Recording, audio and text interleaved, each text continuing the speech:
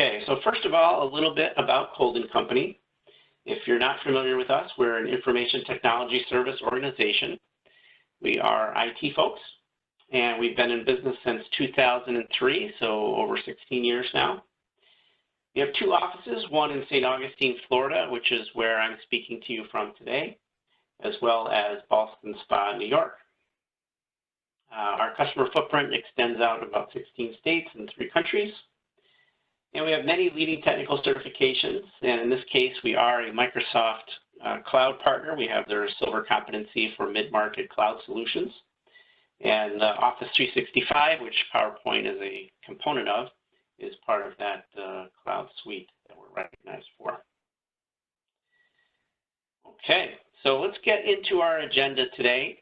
We're going to keep it real simple today. We're going to talk about PowerPoint tips and more tips, and that's really it. And we'll take some questions at the very end. So the first thing I'd like to do is ask everyone to use their chat and just let me know your expertise level with PowerPoint. Are you a beginner, intermediate, or expert? That will help me kind of tailor this a little bit as we go through. So if you could send those through, that would be great. And also, a point of note is I'm going to be using PowerPoint in the Office 365 suite today. So if you're using PowerPoint 2007 as an example, as an older version, you may not have all the same features that I'm showing you today. I'm using the Office 365 suite. So one of the nice things about Office 365, their business premium or higher subscriptions, is you get the Microsoft Office bits, including PowerPoint, and they're continually updated. So as Microsoft releases new features, they're automatically going to get rolled into what you've got on your machine. It's also nice that the subscriptions are user-based, so you can use multiple instances of Office 365. So for example, I have a tablet, I have a work computer, and a personal computer. You can use the same license of Office 365 on all of those machines. So you can use it on up to 5 devices of any type.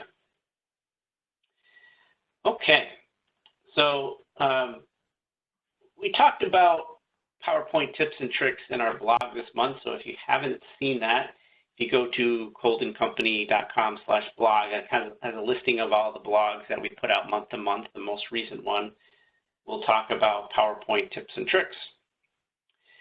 And there were some beginner things, and I'm looking at the responses here. It looks like most of you are in the beginner to intermediate phase here, mostly beginner, I guess.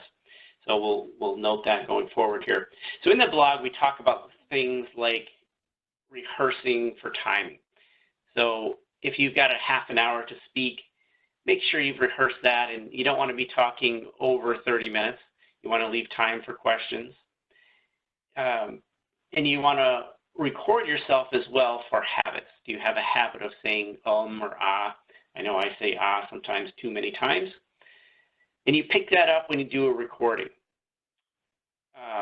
Also, if you're going to be at a conference and in front of people, recording yourself will let you see some of your visual habits with maybe moving your arms or pacing or things like that. You'll be able to pick those things up with a good recording. Talking about speaking at conferences versus a webinar like we're doing today, that also can affect what you do with your PowerPoint slides. So we mentioned bullet point number 1 here, keep the text to a minimum.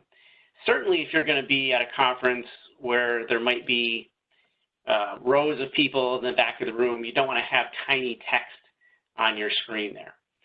You want to keep the text really to a minimum. You don't want everything that you're going to say to be written on the slide. Save some of the meat for your presentation and just keep the highlights or the main points on your slide. So those are some of our beginner tips here.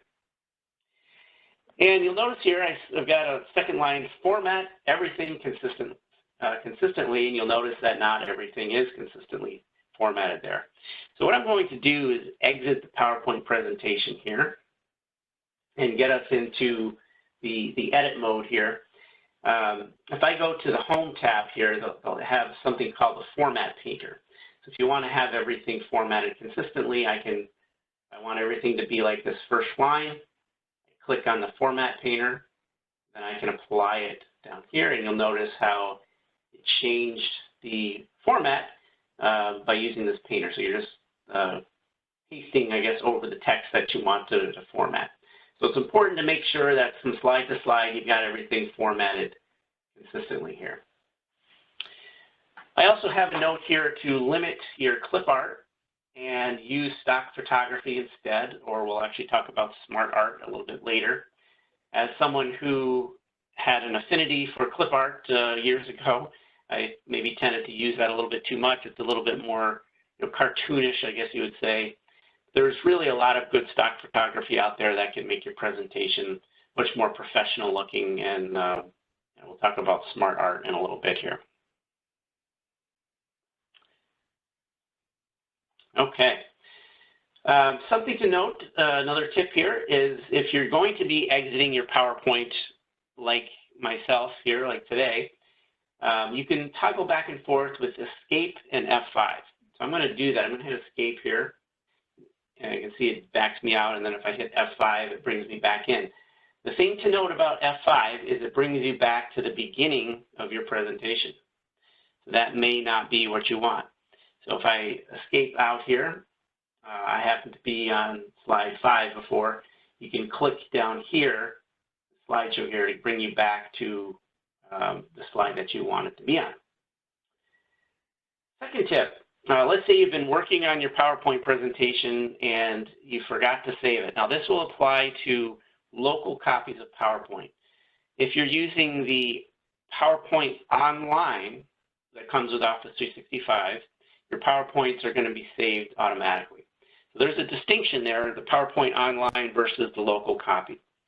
So if you've downloaded PowerPoint to your machine and you're running it off of an icon on your desktop, that's a local copy that you want to save your presentations periodically. So if you've accidentally closed out or your machine crashed in the middle of developing a presentation, there's a way to look for those unsaved presentations. So the way to do that, you're going to come up to File, and then down here to Manage Presentation, which really isn't intuitive here, and then Recover Unsaved Presentation. So when I click on that, you can see it brings up the box buried deep in the hidden files of your operating system where it might have stored them. I don't have any, but if there was an unsaved presentation, it would appear there, and you could just click on it and open it up. That's a handy tip there. Now I'm going to stay in edit mode here and talk about aligning text. So most people are familiar with the buttons here to align left, align center, and align right. Also, if you click up here for aligning text, I have to select some text first here. You can also align it top, middle, or bottom, and these are options that people don't always know that they have. You can see a slight movement there if I move from top, middle, or bottom. So that's another way to align your text up to make sure everything looks neat and tidy. If you have questions, you can always hit F1 for help.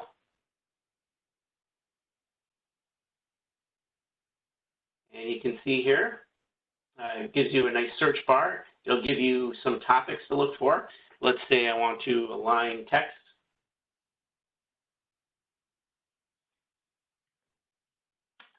And I search for that. Not only will it give me some helpful hits here, but it actually can give me a video. You can play a video here, and it will actually go through and show you how to align the text. So I'm not going to play all minute and 25 of this, but you can see that it's actually walking you through how to do something. So the F1 is more than just text, it's also video help as well. And close that out and it goes away. Okay, back into presentation mode here. So to spice up your PowerPoint, you may decide that you want to use video, and that's always a good idea. I'm going to show you how to insert video. Video, as you may know, can be very large in size. So if you've ever taken a video on your phone, you realize that the size of those files can get very large. So PowerPoint has a compression algorithm built in, so you can compress your video down for better results. And then we're going to show you how to accent your video a little bit. So I'm going to click on my next slide here, and I'm going to escape out here. So to insert a video, I'm going to click on Insert Video. And in this case, I've got a video that I'm going to pull in from my PC. And this is just myself here. I'm going to adjust the size a little bit and click here, and it'll play your video.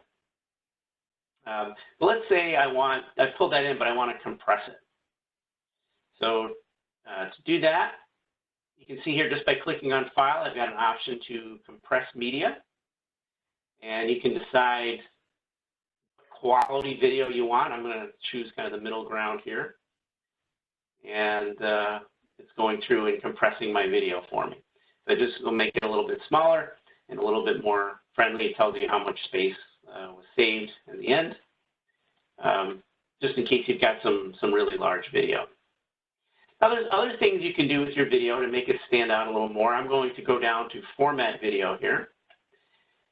And there's a lot of options here. I won't cover them all, but if I want to click here, I can put a border around it. Let's say I want to have a red border for whatever reason. I can make that happen here. There's also some different things under these other slides. If I want to put a glow around it, make it a red glow. I don't know why I would want that, but just make it stand out a little bit more. You know, those are formatting things that just make your video stand out here. And then you can play your video.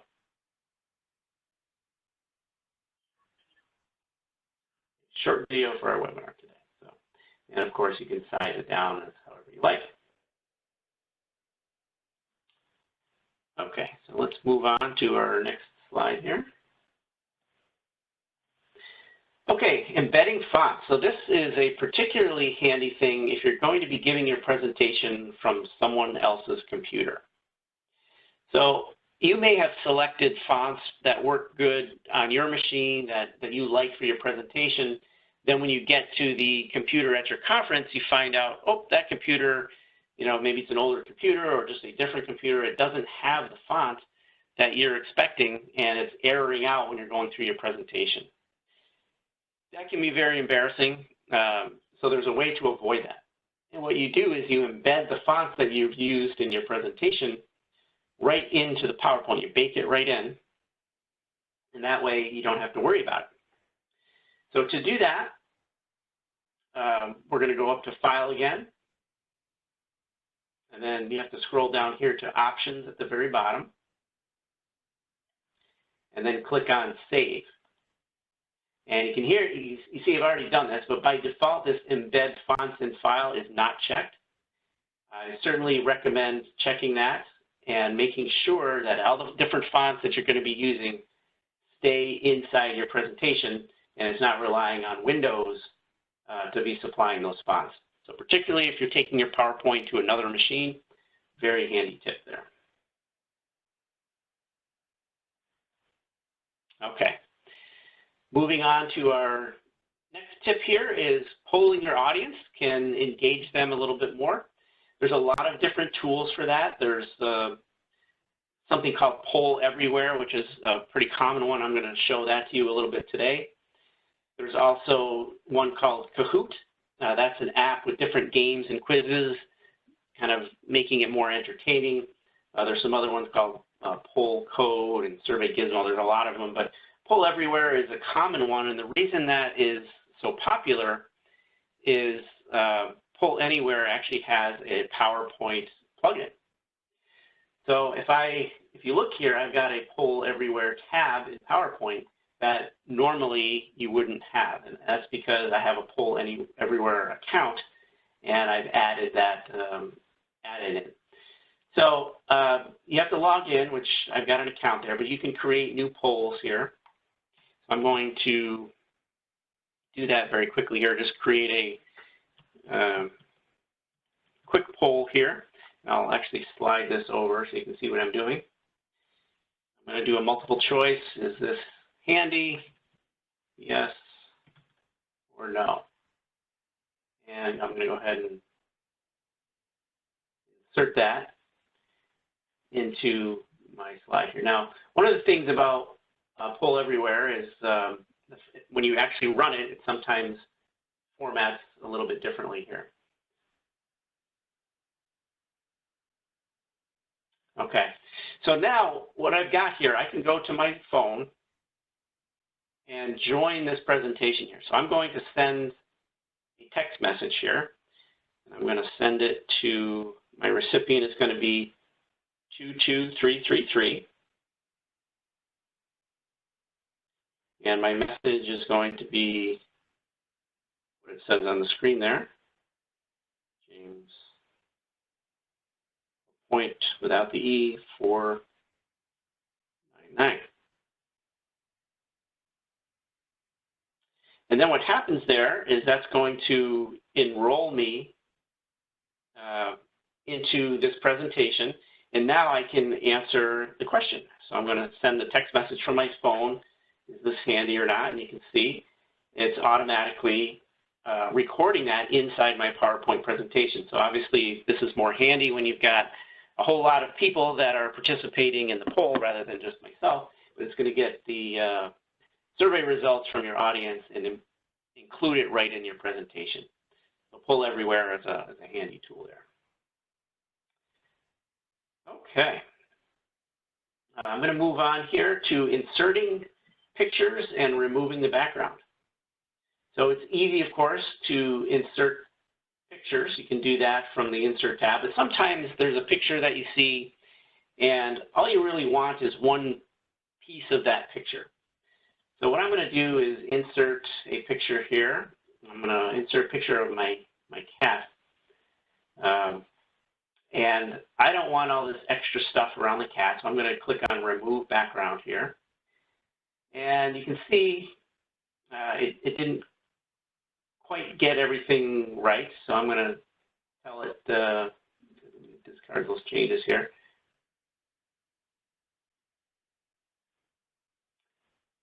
And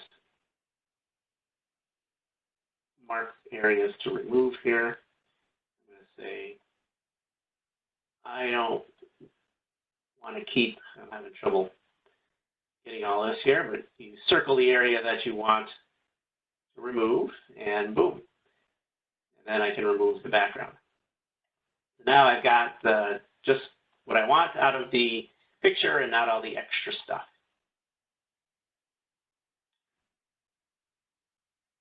Okay. Moving on, the use of smart art. So you can see here I've inserted some smart art. And what I'm going to do is show you that here. So I'm going to kind of remove the smart art here.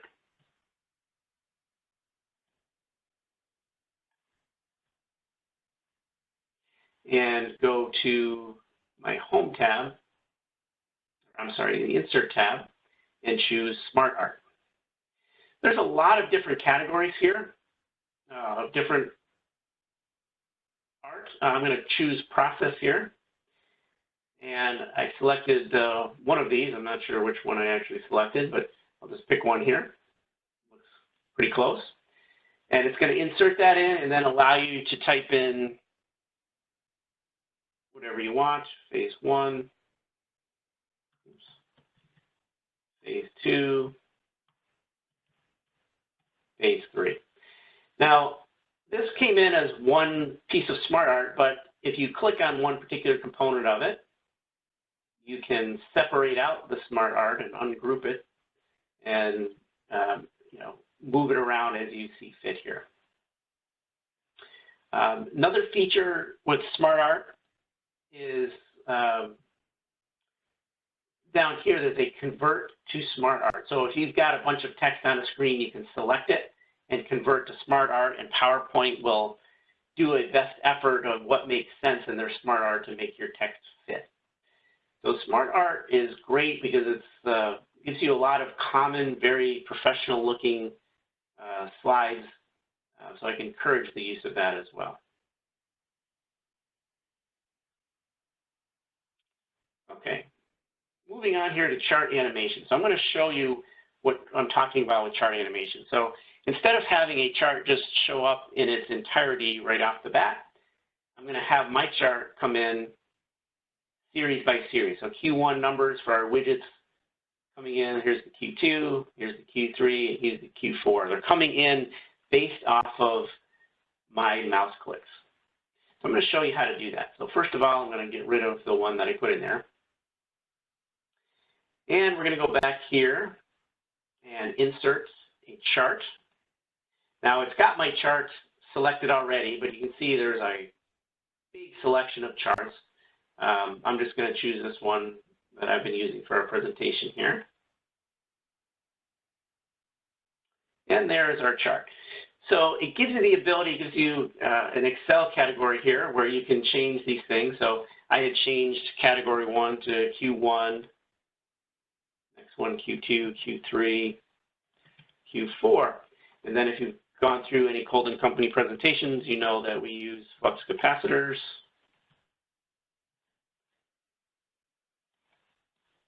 Our series 2, we also use widgets here. And then our fusion reactors, those are all big components of IT. So what it's doing, you'll notice, it's updating this on the fly in your chart. So it's very handy there. Now, if I were to present this, it's presenting it all at the same time by default. And let's say you don't want that. You want to be able to talk about your Q1 sales or Q2, Q3 as you go along. Okay, so let's do this here. Let's go to animations. We want to show the animation pane. And we're going to select our chart here. We're going to tell we want things to appear. And then we're going to go to Effect Options. And here's where you get to the chart animations. You can have it all appear as one object. You can have it come in by series. What I had chosen is have it come in by category. So it was coming in by Q1, Q2, Q3, and Q4. Well, let's say I want to look at the flux capacitor sales for the year first and then go by series. You can do that as well. So now when I present this slide in presentation mode and I do my clicking, you can see now I've got my flux capacitors, I've got my widgets, and I got my fusion reactors. So that is chart animations. Okay, icons, another real handy thing here. I'm going to go back into edit mode here, go to insert and icons. Again, there's a million things in here in these icons that you can select. These are all, common things or handy things that you might want to put into a presentation. What I'm going to be looking for, since I've got a map here, I'm going to go to location. And I want to put a pin point in here. I'll go ahead and insert that pin. I can size it. I want to make that pin a little bit smaller. And I can say, well, I'm talking to you from right about there. There's a lot of things in icons. So if you're looking for something to add visually, take a look at that icon tab, and you'll find a lot of things in there to use. Okay. So just a quote here, if you're running your business the same way you were 2 or 3 years ago, you're not staying the same, you're falling behind. That's a common Colden Company quote. If you've been with us for any length of time, you've heard that. That's our job, is to help you keep up with technology. So we certainly look for your feedback and appreciate that. So I'm going to open it up to questions now. And while we're doing that, I'm going to put my contact information up on the screen here. We've got my phone number and email address. If you have any questions, always feel free to reach out. We're here to help. So looking at the questions here, it looks like we only got one that came in, and the question was, does poll everywhere cost anything? And I can tell you this, I actually don't know how much it costs, but I do know that there is a free, limited free version of Poll Anywhere just for kind of doing some basic things. Honestly, I'm not sure what the restrictions are on that free account. I know they do have tiers of paid accounts as well, but Poll Everywhere is definitely handy for engaging your audience, as you saw with our presentation here today. Okay, it looks like there are no other questions at this point. So at that point, I'll end the presentation. So I want to thank everyone for taking time out of their busy day. And I hope you found our presentation helpful on PowerPoint tips and tricks. Thanks very much, everybody.